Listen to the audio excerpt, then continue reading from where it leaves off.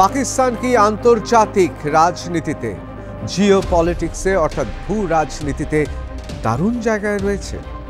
অনেকে বলছেন একদিকে মার্কিন যুক্তরাষ্ট্র, অন্যদিকে চীন এবং সৌদি আরব, তারা নাকি একযোগে আসলে পাকিস্তানকে সমর্থন করছে।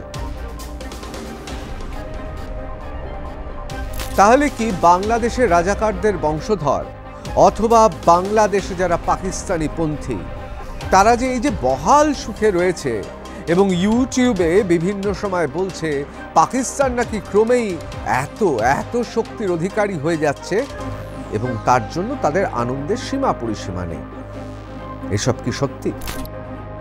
Pakistan is a victim of China and USS diplomacy, অর্থাৎ পাকিস্তান তারা হচ্ছে আসলে ভিকটিম। ইসরায়েল যেভাবে এগিয়ে চলেছে, মার্কিন যুক্তরাষ্ট্র যেভাবে এগিয়ে চলেছে, তাতে কোথাও যেন সৌদি আরবের মনে হয়েছে যে তারও একটা জোট দেখাতে হবে, যে তার শুধুমাত্র ধন দৌলত নয়, তার ক্ষমতা রয়েছে।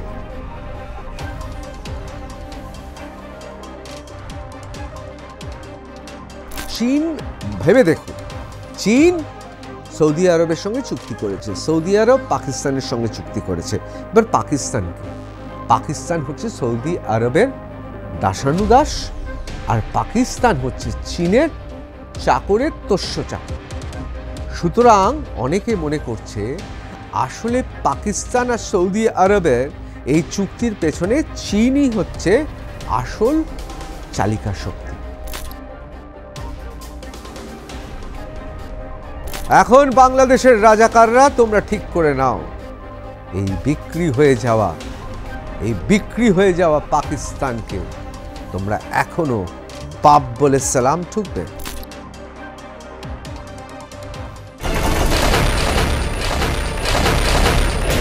বাংলাদেশের বেশ কিছু ইউটিউবার এবং রাজাকারদের বংশধর যারা রয়েছে, তারা দারুণ খুশি। তার কারণ রাজাকারদের বাপ পাকিস্তান নাকি এই মুহূর্তে আন্তর্জাতিক ক্ষেত্রে খুব ভালো জায়গায় রয়েছে। তারা মনে করেন যে পাকিস্তান এই মুহূর্তে আন্তর্জাতিক ক্ষেত্রে বিভিন্ন সুবিধা পাবে এবং সেই সুবিধা চুইয়ে বাংলাদেশে যারা পাকিস্তানের সমর্থক, বাংলাদেশে যারা রাজাকারদের বংশধর, তারা দারুণ খুশিতে রয়েছেন যে এবার বহাল তবিয়েতে তারা পাকিস্তানের গুণগান করতে পারবে বাংলাদেশে। সত্যি কি তাই? পাকিস্তান কি আন্তর্জাতিক রাজনীতিতে জিও পলিটিক্সে অর্থাৎ ভূ রাজনীতিতে দারুণ জায়গায় রয়েছে? অনেকে বলছেন একদিকে মার্কিন যুক্তরাষ্ট্র, অন্যদিকে চীন এবং সৌদি আরব, তারা নাকি একযোগে আসলে পাকিস্তানকে সমর্থন করছে। আপনারা জানেন পৃথিবীর অন্যতম অকৃতজ্ঞ দেশ তুরস্ক, তারা কিন্তু অপারেশন সিন্দুরের সময় ভারতের বিরুদ্ধে যে যুদ্ধ, সেই যুদ্ধে পাকিস্তানকে শুধু সমর্থন করেনি, তারা ড্রোন পাঠিয়েছে এবং পাকিস্তানের ডিফেন্স যেহেতু অত্যন্ত ক্যাবলাকান্তরা রয়েছে সেখানে, তারা ড্রোনটাও ঠিক করে ওড়াতে জানে না, সেই জন্যে তুর্ক অর্থাৎ তুরস্ক তাদের ড্রোন অপারেটরও পাঠিয়েছে, অর্থাৎ সামরিক সাহায্য করেছে। শুধু যন্ত্রপাতি দিয়ে নয়, এমনকি সেনাবাহিনী থেকে বাছাই করা সেই সব সেনাদের পাঠানো হয়েছিল যারা ড্রোন অপারেশন করবে। কিন্তু তাতে কিছুই হয়নি, তীরে এসে তরি ডুবেছে পাকিস্তানের, তার কারণ পাকিস্তানের ড্রোন আদতেও ভারতকে কিছু করতে পারেনি। আজকে আমরা যে বিষয়ে আলোচনা করব সেই বিষয়টা খুব তাৎপর্যপূর্ণ। তাহলে কি বাংলাদেশের রাজাকারদের বংশধর অথবা বাংলাদেশে যারা পাকিস্তানি পন্থী, তারা যে এই যে বহাল সুখে রয়েছে এবং ইউটিউবে বিভিন্ন সময় বলছে পাকিস্তান নাকি ক্রমেই এত শক্তির অধিকারী হয়ে যাচ্ছে এবং তার জন্য তাদের আনন্দের সীমা পরিসীমা নেই, এসব কি সত্যি? দেখুন, এটা দুঃখের হলেও সত্যি যে পাকিস্তান 1971 সালে বাংলাদেশের হিন্দু বা মুসলমান নারীদের গনিমতের মাল ভেবেছিল, সেই বাংলাদেশে রাজাকারদের বংশধর এবং পাকিস্তানি পন্থীরা তারা স্যালুট অর্থাৎ সালাম ঠুকছে পাকিস্তানকে, এবং তারা খুব বড় করে বিভিন্ন জায়গায় প্রচার করে বেড়াচ্ছে পাকিস্তান নাকি শক্তিশালী হয়ে উঠছে। কি শক্তি সেটা তো দেখাই যাচ্ছে, সেটা ক্রিকেটের রণাঙ্গন হোক আর বাস্তবিক রণাঙ্গন হোক। ভারতের কাছে মার খেয়ে কার্যত কোণঠাসা। যদি মার্কিন যুক্তরাষ্ট্রের পা না ধরত তাহলে এতক্ষণে পাকিস্তানের কি হতো ভাবলে শিউরে উঠতে হয়। আমি ঋতব্রত ভট্টাচার্য, শুরু করছি রণক্ষেত্র। রণক্ষেত্রে আজকে আমরা আলোচনা করব Pakistan is a victim of China and USS diplomacy. অর্থাৎ পাকিস্তান তারা হচ্ছে আসলে ভিকটিম। কেন? তার কারণ চীন এবং মার্কিন যুক্তরাষ্ট্রের কূটনীতিতে তারা আসলে বিক্রি হয়ে যাচ্ছে। কিন্তু কেন কেন পাকিস্তানের ওপর এত আগ্রহ মার্কিন যুক্তরাষ্ট্রের, কেন এত আগ্রহ চীনের? আজকে সে বিষয়ে সব বিস্তারে আপনাদের শুধু বর্ণনা করব না, আপনাদের বিশ্লেষণ করে দেখাবো তাতে আসলে পাকিস্তানের সাধারণ খেটে খাওয়া মানুষের কত ক্ষতি। আসুন প্রথমেই চলে যাই সৌদি আরবের প্রসঙ্গে। আপনারা জানেন সৌদি আরব মুসলিম দেশগুলোর মধ্যে তারা ধন রত্ন ঐশ্বর্যে বৈভবে তারা এমন একটা জায়গায় পৌঁছে গিয়েছে যে গোটা মুসলিম দুনিয়ার অনেকে আরবের বিভিন্ন কর্মকাণ্ড পছন্দ না করলেও সামনে কিছু বলতে পারে না, সালাম ঠোকে। ঠিক সেই রকমই পাকিস্তান কিন্তু আদৌ পাকিস্তান মনে রাখবেন সৌদি আরব কিন্তু পাকিস্তানকে বিশ্বাস করে না। করবে কি করে? তার কারণ আপনারা নিজেরাই জানেন। সাম্প্রতিককালে ইরানকে বলল তোমরাও মুসলিম আমরাও মুসলিম, মুসলিম মুসলিম ভাই ভাই, একেবারে ইসলামিক ব্রাদারহুড। তারপর কি হলো? ভারতকে অনেক শক্তি বলেছিল যে ইরানের বিরুদ্ধে লড়াইয়ের জন্য ভারতের ভূমি ব্যবহার করা হবে। ভারত কিন্তু রাজি হয়নি। কিন্তু পাকিস্তানের আসিম মুনির অর্থাৎ ফিল্ড মার্শাল, সন্ত্রাসী ইসলামিক সেই জঙ্গি যে সামরিক বাহিনীর উর্দি পরে আছে, তাকে ডাকলো, সুরসুর করে হোয়াইট হাউসে চলে গেল।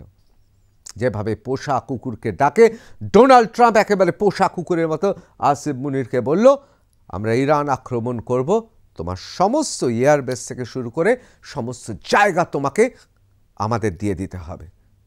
কি কাজ হবে? অত দূর থেকে উড়ে এয়ারক্রাফটগুলো আসবে, সেই এয়ারক্রাফটগুলো ধোলাই করা, ধোয়া মোছা, এবং অবশ্যই দরকার হলে সেই সমস্ত ইউএসের এয়ারফোর্সের যারা যোদ্ধারা আসবে তাদের দরকার হলে পাও টিপে দিতে হবে পাকিস্তানকে। কার্যত তাই হয়েছে। আসলে ইরানকে পেছন থেকে ছুরি মেরেছে অন্য কোনো দেশ নয়, পাকিস্তান। আর সেই ইরানের মানুষ কি ভুলে যাবে? ইরান কি ভুলে যাবে পাকিস্তান কত বড় গদ্দার? সেটা ভবিষ্যৎ বলবে। আরও একটা কথা আপনাদের জানিয়ে রাখি, আমি আগেও বলেছি, যেই মুহূর্তে ইসরায়েল ইরানে বোমাবর্ষণ শুরু করলো, মিসাইল তাক করলো, ছুড়ল, প্রথম সীমান্ত কারা বন্ধ করেছিল? ইরানের জন্য সীমান্ত বন্ধ করে দেয় পাকিস্তান। সুতরাং এহেন পাকিস্তানকে সৌদি আরব শুধুমাত্র সংখ্যাগরিষ্ঠ মুসলিমদের দেশ বলে তাকে অত্যন্ত কাছে টেনে নেবে, এটা ভাবা ভুল। তাহলে কেন এই ছবিটা? আমি আসছি, আপনাদের বিশ্লেষণ করে দেখাবো কেন আরব পাকিস্তানকে কাছে ডেকে নিয়েছে। পাকিস্তান সৌদি আরবিয়া সাইন কি defence deal, attack on one, aggression against both. কি করেছে? হিন্দুস্তান টাইমস লিখছেন attack on one, aggression against both. অর্থাৎ এই ডিফেন্স ডিল অনুযায়ী পাকিস্তানের বিপদে সৌদি আরব থাকবে। Saudi crown Prince Mohammed bin Salman and Pakistan Prime Minister Shehbaz Sharif embrace each other on the day they sign a defense agreement in Riyadh. রিয়াদে যে যুদ্ধের অর্থাৎ defence সামরিক সংক্রান্ত যে তাদের মধ্যে চুক্তি স্বাক্ষরিত হয়েছে সেদিনের ছবি। এই ছবিটা সেই দিনের ছবি। আপনারা চেনেন মোহাম্মদ বিন সালমান অর্থাৎ ক্রাউন প্রিন্স সৌদি আরবের, এবং শাহবাজ শরীফ, অনেকে বলেন পাকিস্তানের শাহবাজ শরীফ এমন একজন প্রাইম মিনিস্টার যার এই মুহূর্তে তার দেশেই সমর্থন তলানিতে পৌঁছেছে। এবং আপনারা জানেন অপারেশন সিন্দুরের সময় অভিযোগ উঠেছিল এই শাহবাজ শরীফকে কোনো পাত্তা না দিয়ে আসিফ মুনির একের পর এক ঘটনা ঘটিয়েছেন। এমনকি যুদ্ধ শুরু হয়ে যাবে বা আক্রমণ ঘটাবে এ খবরও নাকি অনেক সময় শাহবাজ শরীফ পাননি, অর্থাৎ যুদ্ধের কৌশল কোন পথে পরিচালিত হবে। আপনারাই বলতে পারেন খুব স্বভাবতই যে একজন ফিল্ড মার্শাল, যদিও তখনও ফিল্ড মার্শাল হননি, সেনাপ্রধান কেন সব কিছু জানাবেন? গণতন্ত্র থাকলে সেটাই তো নিয়ম। আমাদের মাননীয় প্রধানমন্ত্রী, আমাদের মাননীয় বিরোধী দলনেতা সবাই একসঙ্গে একযোগে বৈঠক করেছেন, দেশের স্বার্থে সবাই এক। এটা কখন হয় জানেন? যখন গণতন্ত্র সংবিধান মানা হয় কোনো একটি দেশে। ভারতবর্ষ শুধু পৃথিবীর বৃহত্তম গণতন্ত্র নয়, এখানের গণতন্ত্র অনেক ওঠা পড়া আছে, ত্রুটি বিচ্যুতি আছে, কিন্তু গণতন্ত্রের স্বাভাবিক ছন্দে মোটের উপর এগিয়ে চলেছে এবং গোটা পৃথিবীতে বিস্ময় সৃষ্টি করছে, এ বিষয়ে কোনো সন্দেহ নেই। যাই হোক, আলোচনায় ফিরে আসি। এ দেখে আহ্লাদিত হয়েছে রাজাকারদের বংশধরেরা বাংলাদেশে। তাদের বড় বড় রাজাকাররা বিভিন্ন ইউটিউব সামাজিক মাধ্যম বা বিভিন্ন পত্রপত্রিকায় ফলাও করে এই খবরটা প্রকাশিত করেছে। এমন একটা দেখাতে চাইছে বাংলাদেশের মানুষকে, ৭১-এর মুক্তিযুদ্ধ তোমরা ভুলে যাও, দেখো পাকিস্তান কত শক্তিশালী, আরবের শাহেনশাহ কেমনভাবে জড়িয়ে ধরেছে পাকিস্তানের প্রধানমন্ত্রীকে। আসলে এসব ছবি আনুষ্ঠানিক। কেন বলছি? ব্যাখ্যা করছি। The deal, Strategic Mutual Defense Agreement, was signed by Saudi Arabia's Crown Prince Mohammed bin Salman and Pakistan Prime Minister Shahbaz Sharif. Shahbaz traveled to Saudi Arabia at the invitation of the Crown Prince, a statement said. The Strategic Defense Pact comes just after an Israeli strike targeted Hamas leaders in neighboring Qatari capital Doha was described by the US, on which Gulf states have long depended on their security, as a unilateral attack that does not advance American and Israeli interest. খুব স্পষ্টভাবে বলতে গেলে কিছুটা বিপদে পড়ে, কিছুটা বিপন্ন হয়ে, ধনী হলেও তার তো সিকিউরিটির দরকার। ইসরায়েল যেভাবে এগিয়ে চলেছে, মার্কিন যুক্তরাষ্ট্র যেভাবে এগিয়ে চলেছে, তাতে কোথাও যেন সৌদি আরবের মনে হয়েছে যে তারও একটা জোট দেখাতে হবে, যে তার শুধুমাত্র ধন দৌলত নয়, তার ক্ষমতা রয়েছে।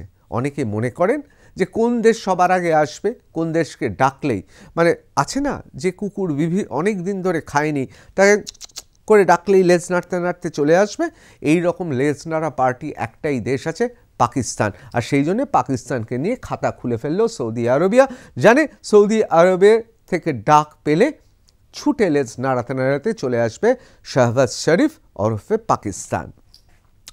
ইন্ডিয়াস রেসপন্স, ইন্ডিয়া খুব পরিষ্কারভাবে, ভারত খুব পরিষ্কারভাবে তার এক্সটার্নাল অ্যাফেয়ার্স যে মিনিস্ট্রি রয়েছে তারা একদম বলে দিয়েছে যে তারা কি মনে করছে।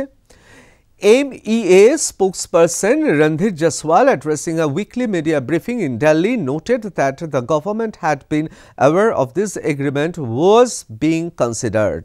আমাদের বিদেশ দপ্তরের মুখপাত্র রণধীর জয়সওয়াল তিনি খুব পরিষ্কারভাবে জানিয়ে দিয়েছেন, আমাদের এখানে প্রত্যেক সপ্তাহে উইকলি ব্রিফিং হয়, সেখানে মিডিয়ার বিভিন্ন সাংবাদিকরা থাকেন, বিশেষজ্ঞরা থাকেন, জিওপলিটিক্সের বিশেষজ্ঞরা থাকেন, সেখানে খুব পরিষ্কারভাবে জানিয়ে দেওয়া হয়েছে ভারত জানে কি হয়েছে, ভারতের কাছে সমস্ত খবর আছে এবং ব্রিফিংয়ে পরিষ্কার বলে দিয়েছে ভারতের বক্তব্য। ভারতের বক্তব্যটা কি?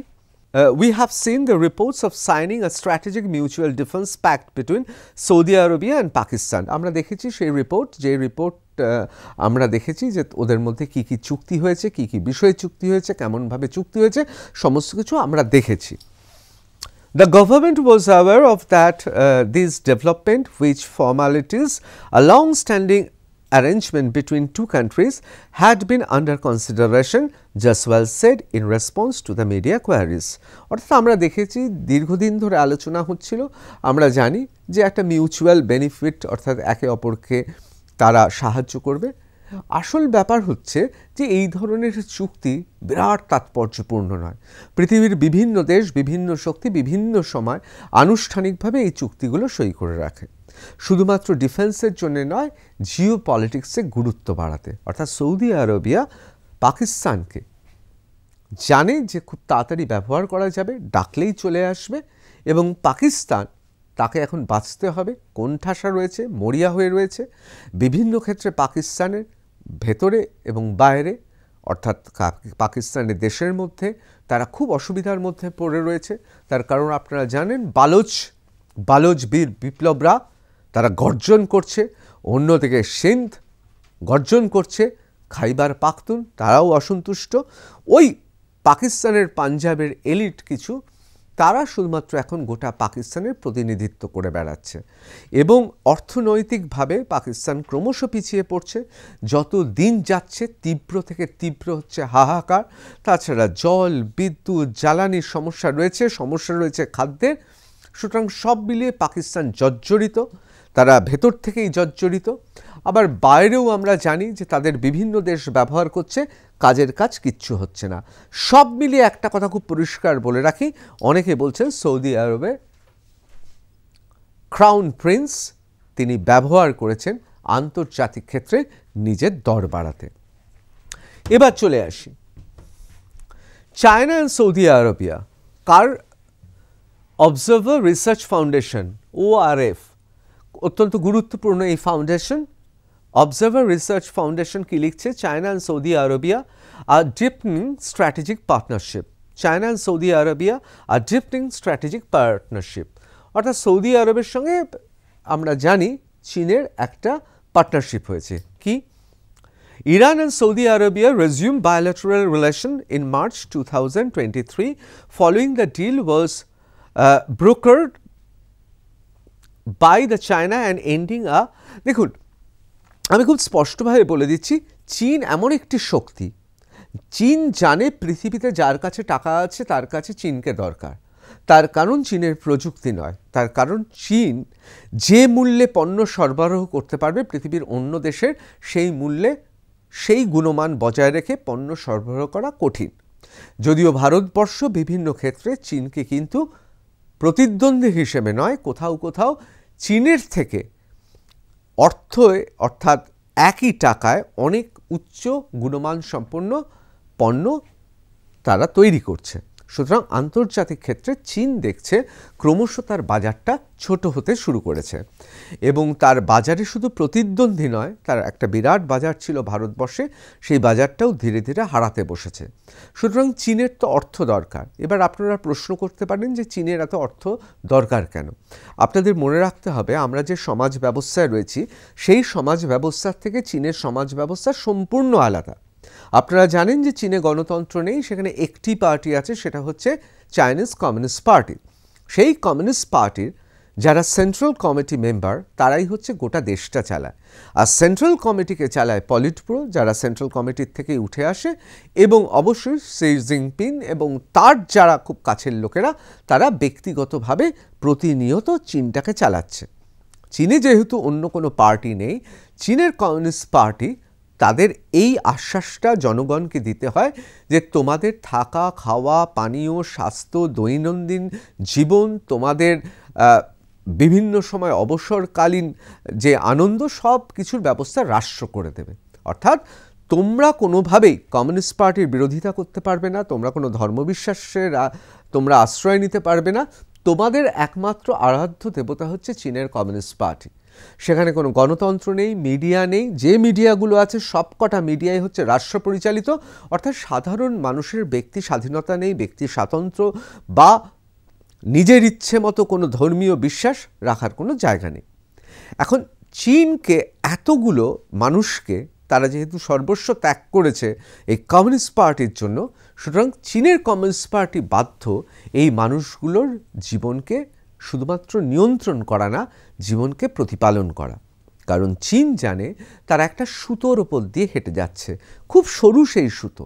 একবার যদি চীনের মানুষ জানে যে খাদ্য, পানীয়, বাসস্থান, চিকিৎসা এবং অবশ্যই বিনোদনের সুযোগ সুবিধা ইত্যাদি ইত্যাদি যদি চীনের সরকার না দিতে পারে, তাহলে চীনের জনগণ ক্ষেপে যাবে।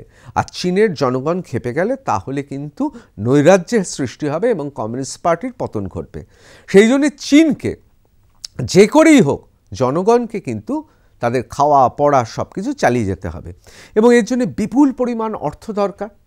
এই বিপুল পরিমাণ অর্থের জন্য চীনকে মার্কেট খুঁজতে হচ্ছে। প্রতিনিয়ত তারা গবেষণা করছে, তারা চিন্তা ভাবনা করছে যে কোন দেশ থেকে তারা টাকা নিয়ে আসবে। অবশ্যই সৌদি আরব, যেখানে শিল্প নেই, বাণিজ্য নেই, শুধু তেলের টাকা আছে। সুতরাং তাদের কাছে খুব, ইংরেজিতে যাকে বলে লুক্রেটিভ, অর্থাৎ তাদের কাছে খুব লোভনীয় ক্রেতা হচ্ছে এই সৌদি আরব।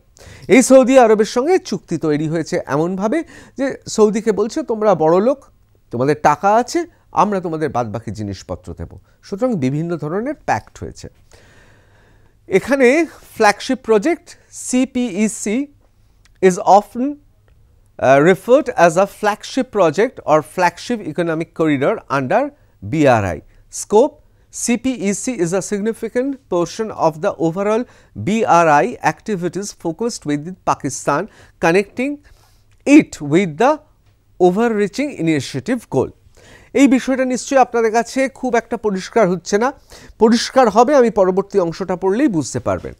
ডিসেম্বর 2022 খুব গুরুত্বপূর্ণ। Chinese president Xi Jinping visited Riyadh, Saudi Arabia. During the visit, China and Saudi Arabia signed a comprehensive strategic partnership agreement around $30 billion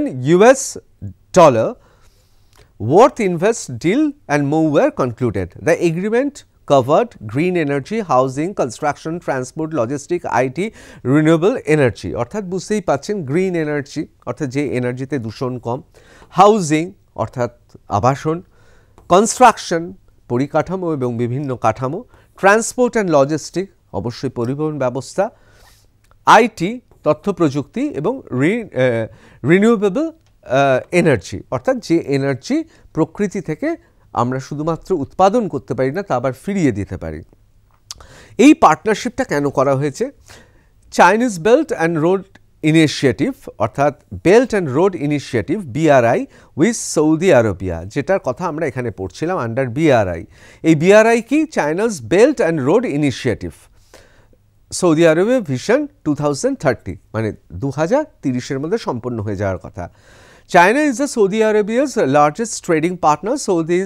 Saudi is China's largest oil supplier.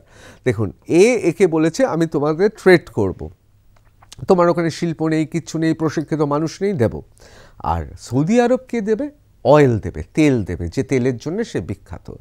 মাটি খুঁড়লেই তেল, এবং সেই তেলের টাকাতেই বড় লোক, কিন্তু শিল্প টিল্প কিছুই নেই।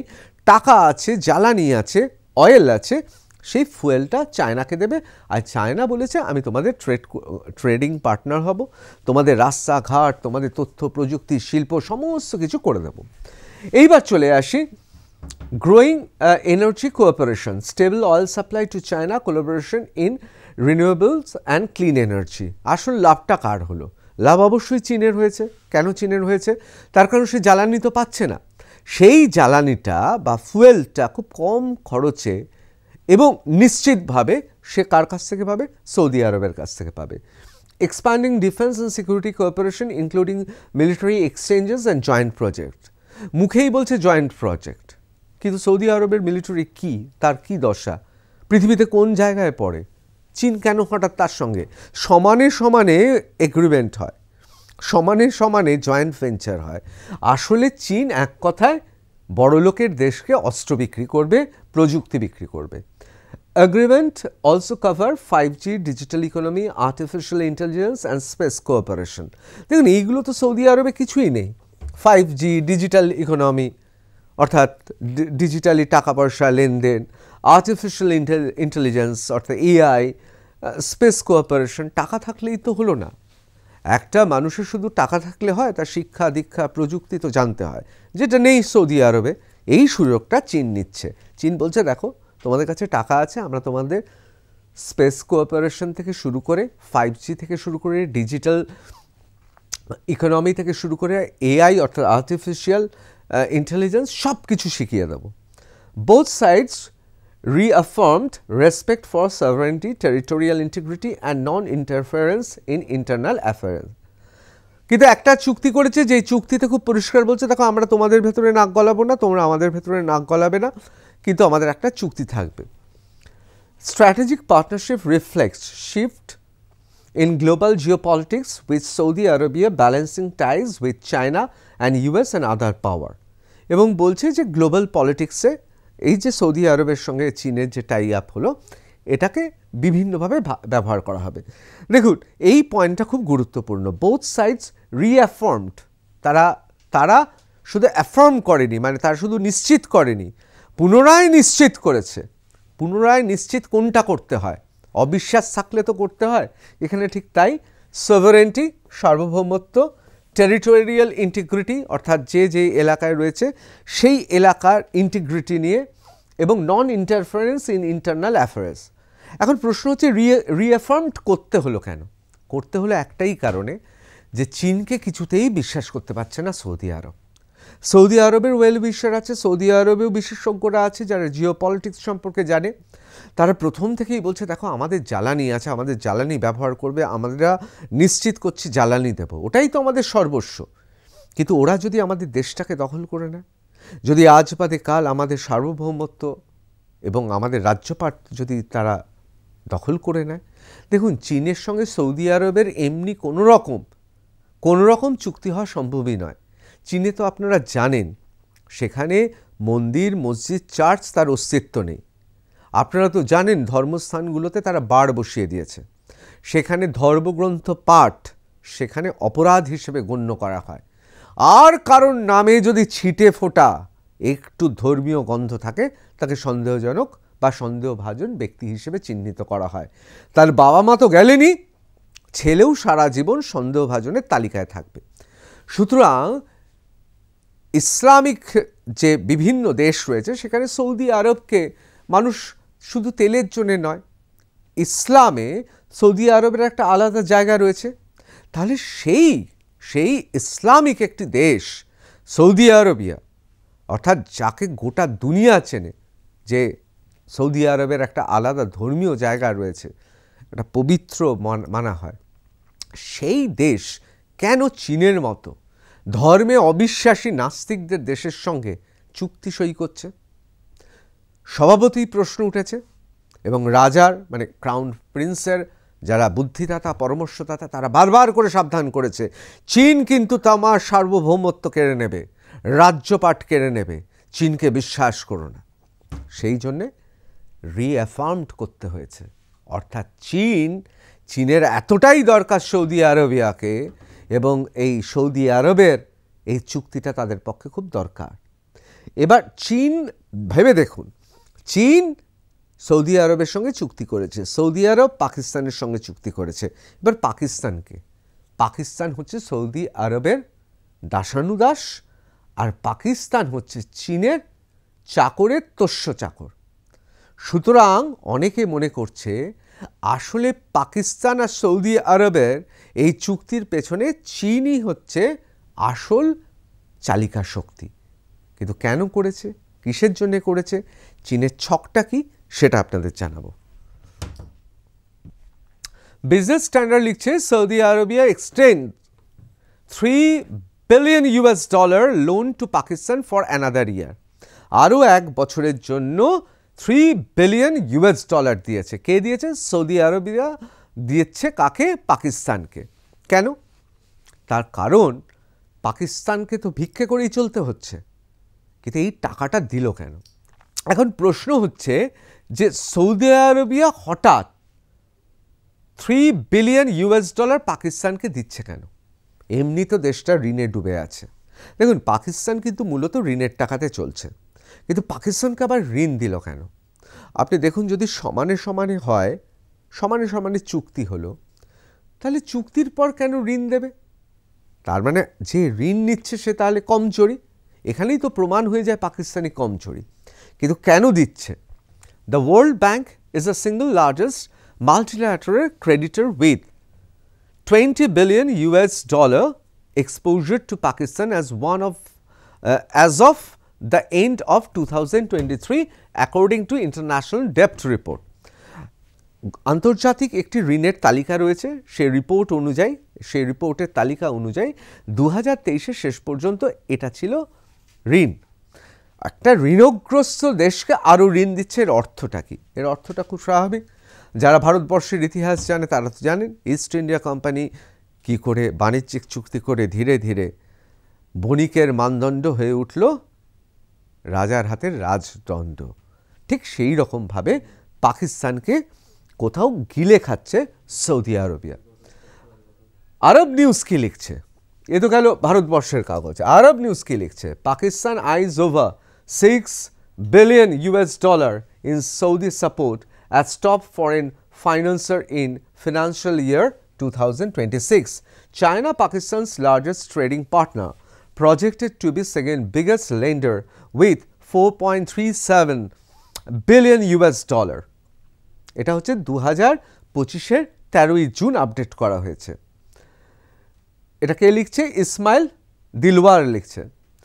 Budget documents also list smaller expected inflows from Kuwait $21.4 million and Oman $5.14 million. এখন দেখুন একটি ঋণগ্রস্ত দেশকে এত টাকা দিচ্ছে কেন? তার কারণ পাকিস্তানের তো কিছু নেই। আসলে এইসব চুক্তি নয়, চীন খেলছে। চীন একদিকে পাকিস্তান, অন্যদিকে সৌদি আরব, এবং চীন ধীরে ধীরে করে পাকিস্তানকে পুরো গিলে খাবে।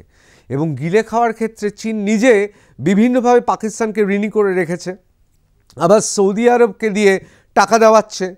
হয় না, বড় লোক ছেলে বলছে তুই কিছু টাকা দিয়ে দে, বাদ বাকিটা আমি দেখে নেব। মানে একদিকে চীনের সঙ্গে সৌদি আরব অথবা সৌদি আরবের সঙ্গে চীন চুক্তি করছে, সেইখানে একদিকে চুক্তি হচ্ছে, অন্যদিকে বলছে তুমি আমার সঙ্গে চুক্তি করলে আবার এই চুক্তিটা তুমি পাকিস্তানের সঙ্গে করো। তার কারণ পাকিস্তানের কাছ থেকে টাকা খুব তাড়াতাড়ি কিন্তু নিয়ে নিতে পারবে, তার কারণ পাকিস্তানের কিছুই নেই। অর্থাৎ আপনাকে ধরা হলো, আপনাকে বলছে যে আপনি বাজার থেকে ঋণ নিন, আমি তোমাকে আবার জিনিসপত্র বিক্রি করে ওই টাকাটা নিয়ে নেব। তার মানে কি? আসলে পাকিস্তান কিন্তু অর্থনৈতিকভাবে যত দিন যাবে পঙ্গু হয়ে যাবে, এবং এই পঙ্গু হয়ে যাওয়ার কারণ কিন্তু দুটি বড় লোক দেশ, যারা পাকিস্তানের থেকে অনেক বড় লোক, একদিকে চীন, অন্যদিকে সৌদি আরব। অর্থাৎ পাকিস্তানের জনগণ এখানেই শুধুমাত্র ক্রিয়ানক, বাদবাকি চলছে টাকার খেলা। এবার চলে আসছি পাক ডিফেন্স মিনিস্টার, আপনারা সবাই জানেন বিখ্যাত মানুষ, তার কারণ বিভিন্ন সময় বিভিন্ন কথা বলেছেন। অপারেশন সিন্দুরের সময় তিনি খুব জোর গলায় বলেছিলেন পাকিস্তান সন্ত্রাসবাদের আঁতুড়ঘর, তাকে পাকিস্তানকে অনেকে ব্যবহার করেছে সন্ত্রাসবাদের জন্য, একেবারে খুল্লা বলে দিয়েছিলেন তিনি বিদেশি প্রেসের সামনে। তিনি বলছেন, তিনি সেই খাজা আসিফ, তিনি বলছেন bizarre remark, US politicians accept bribes from Israel openly, I will do it in. উনি বলছেন যে মার্কিন যুক্তরাষ্ট্রের যারা পলিটিশিয়ান, রাজনীতিবিদ, তারা তো ঘুষ নেয় ইসরায়েলের কাছ থেকে, তার মানে আমিও নেব। কি বলেছে এবার দেখে নিন, যেখানে সেখানে বলেননি। পাকিস্তানের বিখ্যাত টেলিভিশনকে উদ্ধৃত করে আমরা বলছি, হিন্দুস্তান টাইমসে বেরিয়েছে।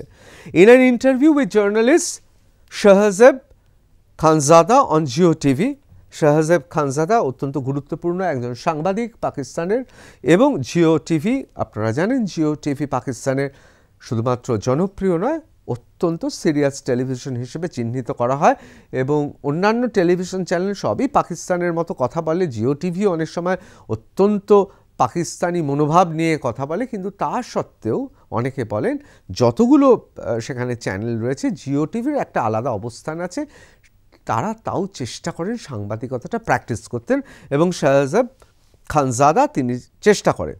The defense minister said, we are being demand for taking bribes. American politicians accept bribes from Israel openly. If I have to take bribes, I will do it in a back room somewhere. মানে বলেই দিচ্ছে যে ওরা ঘুষ নেয় বলে আমরাও ঘুষ নেব। ভাবুন, কে বলছে? পাকিস্তানের ডিফেন্স মিনিস্টার বলছে। আমরা দেখি ইন্ডিয়া টুডে কি বলছে। ইন্ডিয়া টুডে বলছে India refused third party role in, দেখুন আমরা বরাবর বলেছি যে আমরা তৃতীয় কেউ এসে আমাদের সামনে এসে বসে বিরাট বিরাট কথা বলে যাবে, আমরা নেব না, আমরা যা করার সরাসরি করব। পাক মিনিস্টার বার্স ট্রাম্প ক্লেম, অর্থাৎ আপনারা জানেন ডোনাল্ড ট্রাম্প তো বারবারই চাইছে মধ্যস্থতা করাতে। Pakistan foreign minister Ishaq der has admitted that the India never accepted any third-party mediation in ceasefire talks. He said a ceasefire offer had come via the US, but India insisted the issue remained bilateral. একেবারে পরিষ্কার কথা বলেছেন। দেখুন, দেশটা বেঈমানদের দেশ হতে পারে, কিন্তু সব লোক তো বেঈমান নয়, কখনো কখনো তো সত্যি বলতে হয়। পাক ফরেন মিনিস্টার ইশাক ডার পরিষ্কার বলে দিয়েছেন, না, ইউনাইটেড স্টেটস পুরোটা মধ্যস্থতা করবে এটা ভারত চায়নি। ভারত বলেছে যা করার তারা নিজেরা করবে। এখন প্রসঙ্গ হচ্ছে এই খবরটা এবং আমরা জানি আলোচনা করছি এই খবরগুলো কেন গুরুত্বপূর্ণ এই কারণে যে পাকিস্তানের ডিফেন্স মিনিস্টার খুব পরিষ্কার বলে দিয়েছেন যে দুর্নীতিতে নিমজ্জিত পাকিস্তানের যারা মন্ত্রী তারা বলছেন, একেবারে সরকারিভাবে বলছেন, সরকারি সিটে বসে তারা টেলিভিশন চ্যানেলের বলছেন ঘুষ নেওয়া পাপ নয়, ওরা নেয় আমরাও নেব।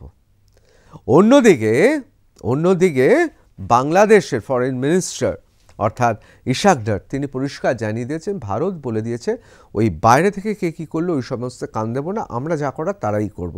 অর্থাৎ ভারত বাইল্যাটারাল দ্বিপাক্ষিক কথাবার্তা বলবে, তৃতীয় কাউকে চায় না। কে বলছে?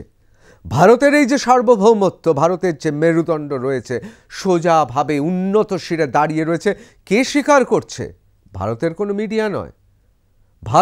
মিডিয়া নয়, পাকিস্তানের ফরেন মিনিস্টার। তারা তো জানে ভারতবর্ষর কোথায়, তারা ভাবে তো।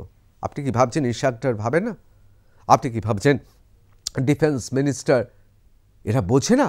সবাই জানে ভারতবর্ষ একা দাঁড়িয়ে আছে, অন্যদিকে পাকিস্তান, একদিকে ইউএসএ খাবলা মারছে, চীন বিভিন্ন জায়গায় পাকিস্তানের যে খনিজ পদার্থ রয়েছে, বিরল খনিজ পদার্থ রয়েছে তা চায়। আমেরিকাও একেবারে প্রলুব্ধ দৃষ্টিতে তাকিয়ে রয়েছে, ওই খনিজ পদার্থগুলো তাদের দরকার, সেটা রকেট থেকে শুরু করে ইলেকট্রনিক গুডস থেকে শুরু করে বিভিন্ন জায়গায় দরকার। আবার অন্যদিকে সৌদি আরবকে দিয়ে দেশটাকে পুরো কিনে নিয়ে চীন তার হাতে রাশ রাখছে। অন্যদিকে মার্কিন যুক্তরাষ্ট্র আসিফ মুনিরকে ডেকে টাকা পয়সা দিয়ে, এই যে ব্রাইবের কথা হচ্ছে না, এই আসিফ মুনিরের কথা এই ডিফেন্স মিনিস্টারের থেকে ভালো কে জানে। আসিফ মুনির তার পরিবার নিয়ে পাকিস্তানে নয়, নিউ ইয়র্কের বিখ্যাত অভিজাত পরিবার রয়েছে সেইখানে। কোটি কোটি কোটি টাকা না হলে নিউ ইয়র্কের ওখানে কেউ, হলিউড স্টাররাও ঝট করে ফ্ল্যাট কিনতে পারে না। সেখানে ডুপ্লেক্স কিনেছে, বাংলো কিনছে, সেখানে নামি দামি ক্লাবে সদস্য হচ্ছে। কিসের টাকায়? ব্রাইব, ঘুষ। প্রশ্ন হচ্ছে কে ব্রাইব দিয়েছে, কার ঘুষের কথা বলছেন ডিফেন্স মিনিস্টার? তিনি তো সব জানেন।